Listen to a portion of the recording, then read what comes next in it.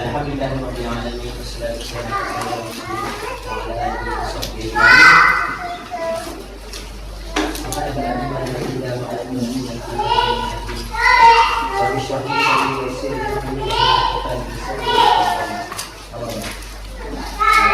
Hormati tetamu-tetamu sekalian, tuan-tuan dan puan hajah, bakal-bakal di puan hajah.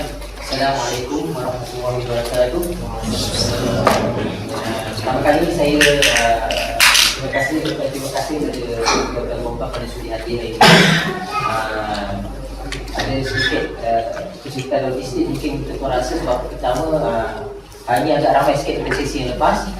Dan yang kedua, satu aircon tak berfungsi. Jadi kita juga seperti haji. Jadi insyaAllah ini adalah saya berikan sedikit overview mengenai program khusus haji pada tahun ini.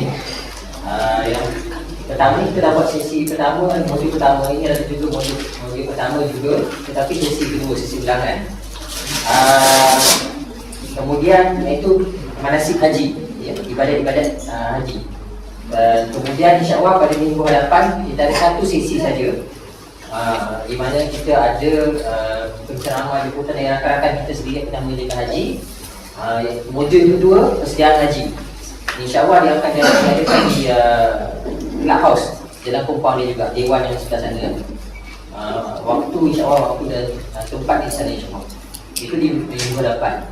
Kemudiannya minggu seterusnya kita akan ada penceramah jemputan Profesor Muhammad Kamil Ibrahim, beri ceramah motivasi haji dan juga ceramah lain. Dan seterusnya mungkin pada bulan Jun kita ada sesi ceramah falsafah haji supaya kita dapat lebih menghayati ibadah itu sendiri. Dan selepas musim cuti, selepas musim hari raya puasa, insyaAllah kita akan adakan pula sesi praktikal dan sesi workshop bersama jemaah. Itu ya berkaitan ataupun cara insyaAllah program haji tahun ini informal. Jadi kalau ada persoalan minta terus tanyakan supaya tak terlupa dan kita dapat masing-masing semua dapat manfaat sewaktu khusus ceramah berjalan. Di samping itu ceramah kita ni atau sesi khusus ni bahannya ada dalam buku ni. Kalau kita tengok muka surat 5, siapa yang ada, kita ada dalam jadi kalau nak buat catatan boleh buat catatan terus dalam buku nota ni, dalam buku manasik ni. Dan boleh buat ulang kaji di rumah insyaAllah. Jadi izinkan saya ambil slide 2 untuk review apa yang ada dalam buku ni supaya bakal jemaah semua dapat mengambil pendapat sebenarnya. Jadi yang kita lihat pada muka surat pertama ni, saya sebut muka surat yang bawah ni, kadang-kadang ada juga muka surat lain di bahagian atas. Tapi bila saya masukkan muka surat yang di bahagian bawah ni, tulisan tangan.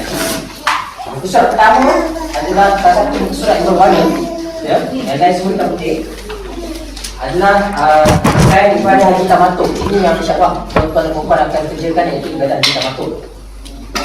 Ya, ada gambar rajah di sini, ada lakaran carta, waktu dan tarikhnya, berapa Zulhijjah, apakah kegiatan yang dilakukan pada tarikh-tarikh tersebut, ya, dan lokasinya. Ada juga maklumat lain, ya, contohnya lebih detail lagi, solat di mana, ya, solat di mana, subuh di mana, zuhur di mana dan sebagainya. Dan ada 3 color coding di sini. Yang pertama warna merah berarti wajib, yang biru berarti rukun, dan hijau berarti sunnah.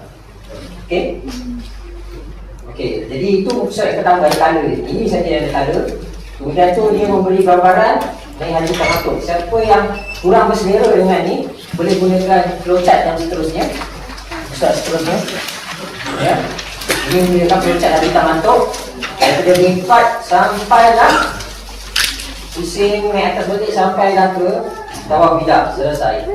Okey, gerak ni. Okey, siapa yang masih kurang berselera dengan ni, saya satu. Okey. Jadi ada banyak lah. Siapa nak coba semua pun silakan. Okey. Dan seterusnya kita ada panduan ringkas umrah. Jadi kita ada mungkin daripada 50 lebih, kita ada 5 orang daripada kita mungkin belum pernah mengerjakan umrah. InsyaAllah supaya kita dapat kita dapat optimalkan masa kita mungkin adakan satu sesi umrah. Tapi siapa yang nak lihat panduan umrah ada di sini satu muka surat. Ya, umrah ni ringkas dan sebenarnya memang ringkas. Seterusnya bermula dari muka surat 5. Minta maaf ada kala. Ya. Sampailah ke muka surat sampailah muka surat 23. Presentation ketiga kita hari ini. Okay. Jadi di rumah boleh ulang kaji lah. Minggu depan ada exam yang ulang kaji. Okey. Ini dan seterusnya urusan 24 jika ada panjang haji dan umrah.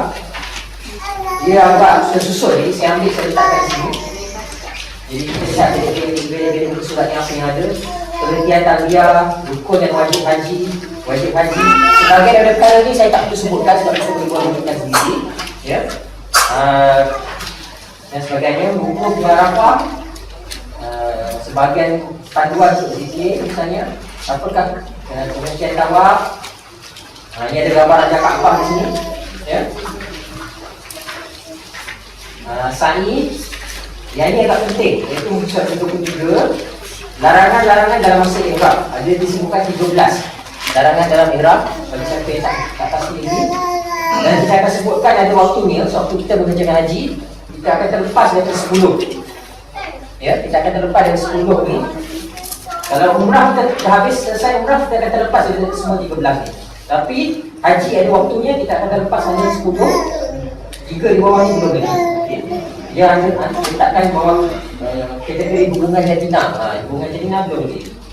Okey. Bermalam di Mabit Muzdalifah. Ya, syarat-syarat melontar. Jadi saya tak akan sebutkan secara detail syarat melontar ni. Kita boleh baca di sini insya-Allah. Pengertian Mabit, apakah Mabit tu? Ini pasal melontar di hari-hari tasyrik. Dan seterusnya. Banyak panduan insya-Allah boleh diambil di sini. Siapa yang nak belajar lebih lanjut dengan idam, ada di sini. Okey. Dan kemudiannya second last muka surat 45, manasik haji dan umrah secara ringkas dan beberapa kesalahan yang dilakukan jemaah. Ya, ini boleh rujuk di sini bahagian ini. Boleh baca sendiri insya-Allah.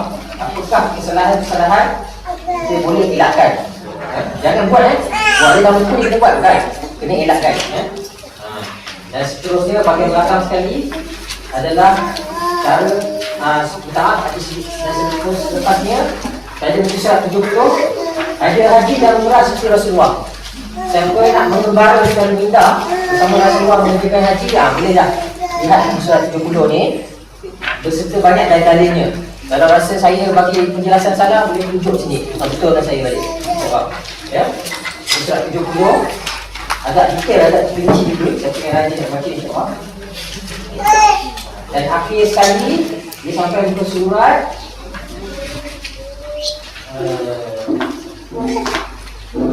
ini nanti kamu boleh belakang lah. Sampai muka surat yang ke 100. Kemudiannya solat jenazah mungkin masih ada yang tak tahu lagi. Saya letakkan belakang ni sebagai panduan. Pusat 1-1 dan pusat 100 dua. Sebab apa saya letak ni? Sebab bila kita di Mekah atau Madinah, kalau siapa yang belum pernah pergi, bila mengerjakan umrah, memang hampir tiap-tiap waktu ada solat jenazah. Ya? Jadi kerugianlah kalau kita tak tahu mengerjakan solat jenazah. Kerana ganjaran ini agak besar. Okey, jadi itulah sedikit overview buku koleksi buku banyak jenazah umrah. Nampak agak banyak, tapi saya letakkan banyak sebagai panduan supaya kita berkala. Okey, insya-Allah tak ada maklumat yang bertentangan di sini. Ya. Cuma siapa yang rajin baca ni boleh baca insya-Allah. Okey. Jadi kita boleh sampai kita boleh tengok pusat 5. Ya, kita tunggu lagi. Jadi saya sebutkan haji ni ada 3 jenis. Siapa yang akan baca di sini boleh lihat saya detail. Tapi haji yang dikerjakan oleh jemaah haji dari Qatar adalah haji tamattu. Ya. Haji tamattu ada 2 lagi jenis haji lain, haji ifrad dan haji qiran. Bagi kita haji tamattu ialah satu kekeliruan yang biasa wujud sehingga kita masuk ihram 2 kali. Kenapa? Kita mengerjakan umrah dulu baru kita mengerjakan haji. Tamattu ni datang dari keadaan maknanya sedang lenang, relax, ya. Sebab kita mengerjakan umrah dulu. Bila itu selesai umrah, kita ada masa beberapa hari, barulah kita mengerjakan haji. Ya. Kalau saya salah, Dr. Azhar, Dr. Azhar boleh tukar haji kan, boleh tukar kan? Haji Khairi belakang tu semua. Boleh tukar. Okey, jadi kita akan mengerjakan umrah dan haji. Ada break. Ada 2 kali kita akan masuk ihram, keluar ihram. Bukan 2 kali masuk ihram dah. Masuk ihram, keluar ihram untuk umrah. Dan itu masuk ihram dan keluar ihram untuk haji. Jadi itu namanya tamattu. Ini overview ni, ya. Okey, dan ini saya minta dapat fahamkan sebab agak penting bagi kita ni supaya tak kita keliru, ya. Jadi saya sebutkan pertama ni itu nama haji tamattu. Jadi ada masa berapa hari kita akan keluar daripada semua patang larang ihram, kemudian kita baru pergi haji. Dan haji ni ada 2 stage ihram dia.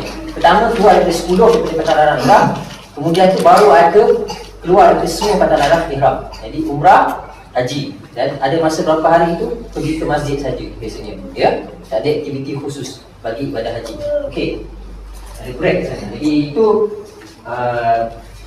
sebagai pengenalan. Jadi presentation material pada hari ini dikhususkan untuk jemaah haji daripada Qatar. Siapa yang dah buat ifrad tu mungkin ada bermasalah. Pertama dari segi logistik, ya, contohnya. Dan kerana satu lagi, kerana khususan nasihat ini tak cover ifrad. Okey, jadi bukan majoriti malah kesemua daripada kita mengerjakan di sini mengerjakan haji tamattu. Siapa nak penjelasan kenapa kita mengerjakan haji tamattu ataupun mungkin nak melihat lebih lanjut haji ifrad, haji tamattu dan sebagainya, perbezaannya, mana yang Rasulullah buat, apakah jadanan Rasulullah, boleh lihat buku bahagian buku ibadah haji dan umrah seperti Rasulullah yang saya sebutkan tadi, surat 70. Ada dijelaskan apakah yang sebenarnya dicadangkan oleh Rasulullah. Okey, ini saya bagi gambaran overview map yang pertama. Kita lihat di sini nampak yang kita ni adalah dataran kita Masjidil Haram. Ya, dan di tengah-tengah tu adalah Kaabah. Okey. Saya akan sebutkan tempat ni nanti insya-Allah. Jadi bila saya dah sebut tu dapat gambaran sikit-sikit dari segi special location, segi kedudukannya di mana tempat tersebut. Agak sikit jauh ke dekat sikit kan. Okey. Ini adalah Mina. Nampak tak yang putih-putih ni? Ini adalah kemah di kawasan Mina. Okey. Ini adalah kemah di kawasan Mina. Nampak tak yang ni? Yang macam ada coklat ni. Ini adalah jamrat. Mungkin dah tak coklat lagi, mungkin akan ada lain. Sebab ini ada construction gambar. Okey.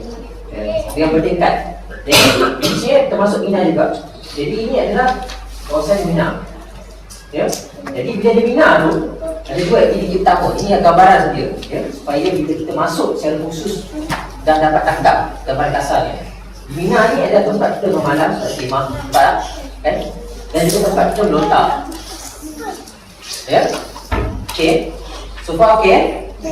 Kalau saya terlalu cepat beritahu atau saya tak dengar ke, ada tak faham nak tanya silakan, ya. Okey. Kemudian dia satu lagi, kita sewaktu di Sabang ni, bagi jemaah Qatar kita akan dilombokkan tak sedap bunyi kan. Nanti kita akan dikumpulkan di satu tempat, ya. Nama biasanya Aziziyah. Ini adalah kawasan Aziziyah, kawasan yang tak besar. Jadi nampak tak dengan kotak-kotak ni? Ini semua adalah asrama, kawasan penempatan tak sedap bunyi kan. Kawasan-kawasan di mana para jemaah akan tinggal, ya, mengerjakan haji. Kalau tidak berada di Mina, ya. Bila masa tak berada di Mina. Okey. Kita balik. Itu minit tadi saya sebutkan kita ada buat umrah, bila tu kita buat haji, bukan? Suatu haji kita akan bergerak dari satu tempat ke tempat lain. Dia tak akan berada di kawasan kediaman. Ya. Dan ya, okey. Jadi kita akan berada di kawasan ini. Ada yang betul lagi saya akan tunjukkan, kita akan berada di kawasan-kawasan lain. Okey. Ya, jadi kita cuma berada di sini Aziziyah ni, kawasan kediaman ni, hanya beberapa hari saja. Iaitu sewaktu selepas kita mengerjakan umrah tu, sampailah 8 Zulhijjah sebelum kita mengerjakan haji. Okey, ini praktis macam mana nak menggunakan buku ni. Okey, pakai buku ni. Pergi muka surat pertama, ya. Kita akan lihat